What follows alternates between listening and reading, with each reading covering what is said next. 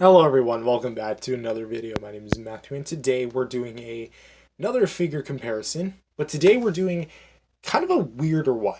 We're doing 3 Spitfire Godzillas from Funko Pop's vast lineup. Now what's funny to note is that at least all 3 of these guys are Spitfire variants, but they all can glow in the dark in some way, shape, or form. Well, specifically not these two because they're the original versions, but he can. But we'll get into the nitty gritty of it. So from left to right, we have in release order the original Funko Pop Glow in the Dark Spitfire Heat Ray Godzilla from previous exclusive Glow in the Dark, the Godzilla vs. Kong with Heat Ray original release, and the Godzilla Ultima with Heat Ray original release. So it's going to be another 8-rounder, or well, 7-rounder, I think. Sculpt and paint, articulation, size, accessories, price, availability, and packaging. And overall, it's not going to be like a versus thing. It's just primarily going to be a comparison between the two, or 3 actually, of how much Funko has really improved over the years. So let's go ahead and get started. So starting out with sculpt and paint, I think it's abundantly clear. Let's actually take away the heat rays just so we can focus primarily on the bodies themselves. And let's talk about the overall quality of them, because there is quite a quality difference between release to release. The original has a very basic sculpt and paint application going on with a one-tone color that's primarily used throughout the body and being a kind of grayish blue type color. In a way, it's like very one-noted. There's not dry brushing anywhere. All the stuff that you see is just, I think, dust. And the blue is actually underneath it all. So technically speaking, you could shed all the paint off and you'd have a completely translucent blue Funko Pop Godzilla, which I don't know why they haven't done that. I know there's the glow in the dark, but that's like a totally different thing. And I mean, it's basically the same thing as the original release. It has the same sort of color, except that was actually plastic or vinyl. This is like the actual paint. They painted over top to look like the original. But underneath it is a fully glow-in-the-dark blue translucent Godzilla. And he is, of course, standing in that signature arms to the side, doing that, to swerving off to the side pose.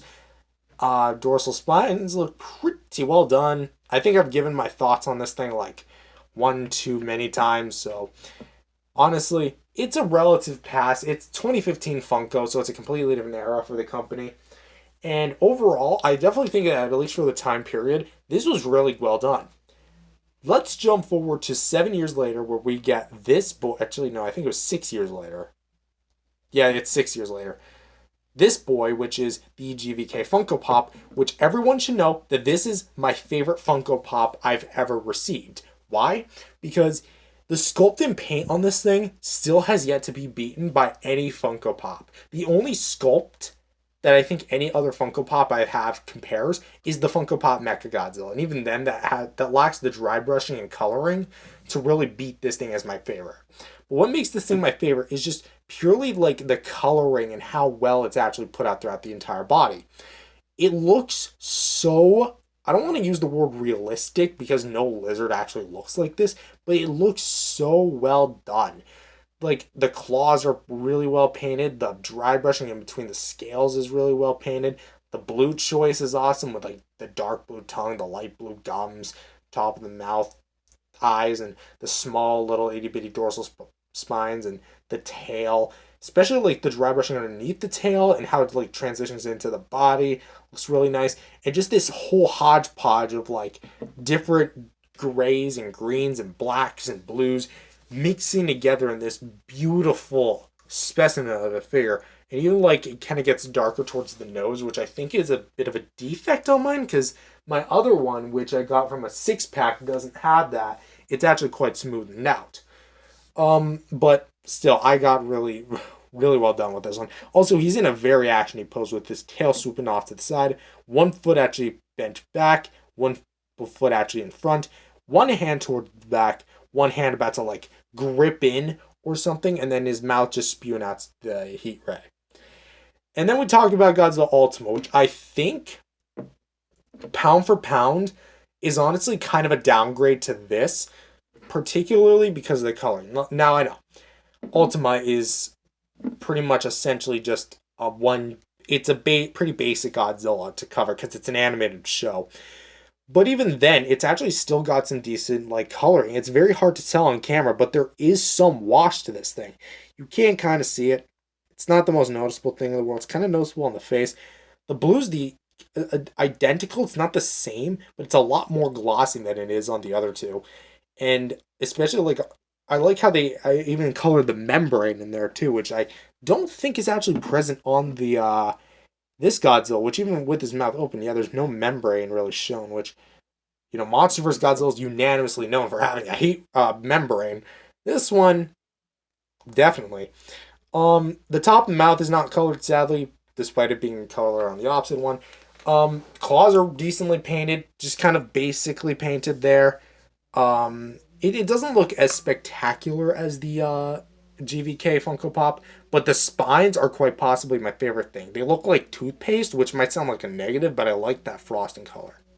However, what I really consider a downgrade most is for really two main reasons. One is just the fact that again, it doesn't have as much wash as the this one, and like this really set a high standard that I didn't expect the Ultima to beat. But it also shares the exact same mold as this one. See? Same leg position, same arm position, and even the same tail position, just this one's extended a little bit. So, in all honesty, I definitely think the Ultima is a bit of a downgrade, but on its own, it's definitely got some merit. Again, no one's like really winning any points here, it's just to primarily compare. Now, despite having three Funko Pops here, no one has any articulation. That's right, no head swivel, no arm swivel, waist swivel, leg swivel, tail swivel. I think that's a bit weird, don't y'all think? Now, as far as size goes, two of them are in the same scale while one of them is not. I think I think it's definitely like pretty obvious, but let's go over it. This guy was at standard release in the 6-inch scale, which is like a jumbo. Well, not really jumbo size. I think it's jumbo size, but then there's like the super size ones, which are like 10-inch tall. But this guy is only 6-inch. So he's basically meant to go with your 6-inch Funko Pops or that because Funko just wanted the bigger scale.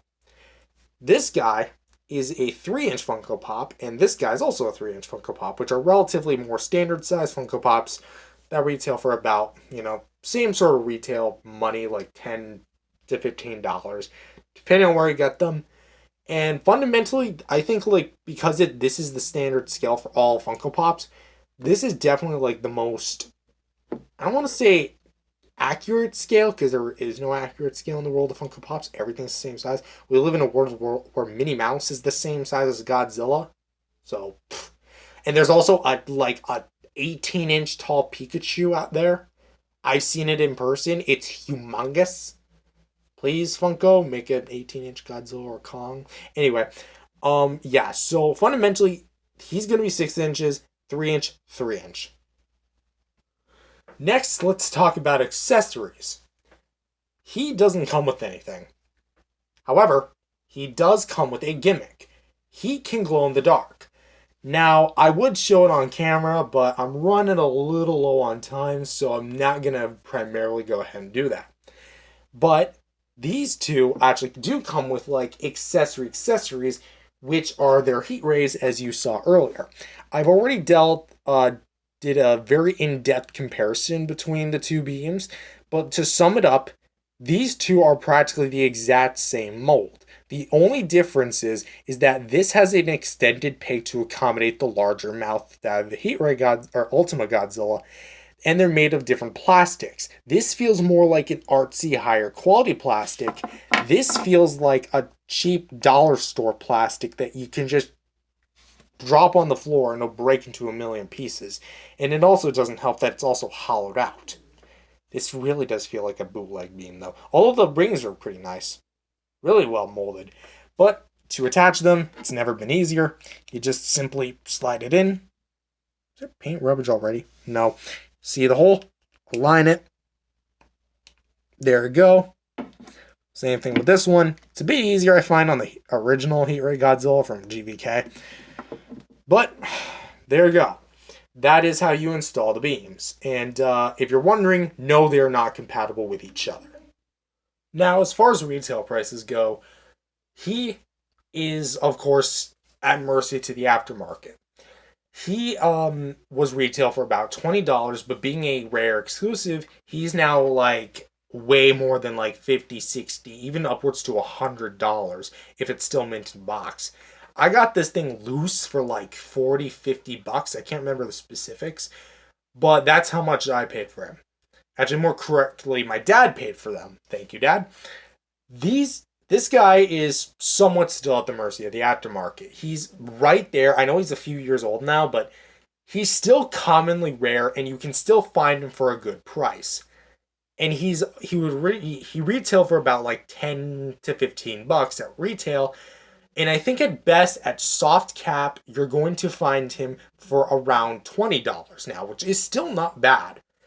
And he, as a freshly new release, is still going to clock in at only like 10 to 15 bucks. So that's how much they were at retail compared to now. And I think that also sums up availability because, again, he's several years old. He's a little younger, but still decently old. He's the new kid on the block. So you can find him pretty much at any major retailer, at least to my knowledge, at least. So definitely go out there and hunt. If you want to get this guy, definitely go out there. And as far as packaging is concerned, that's Ultima's box. This is GVK's box. And unfortunately, I, again, got this guy used, so I never got his box, and I lost the original box, like, to the original Funko Pop, like, years ago. But essentially, all of them are the same exact thing. And I've already posted individual videos about the boxes, so there's really no, like, in-depth comparison because again they're all the same thing. It's just the previous exclusive box was much bigger. So that's it. That is Funko's essentially three main lineup of Spitfire Godzillas. Needless to say, I think that this is definitely, at least these three are really well-rounded figures. Do I think that they're all perfect? No. They have some issues, but of course, no figure is going to be perfect unless you're the Haya Godzillas. That being said, I think Funko's lineup so far is looking really stellar.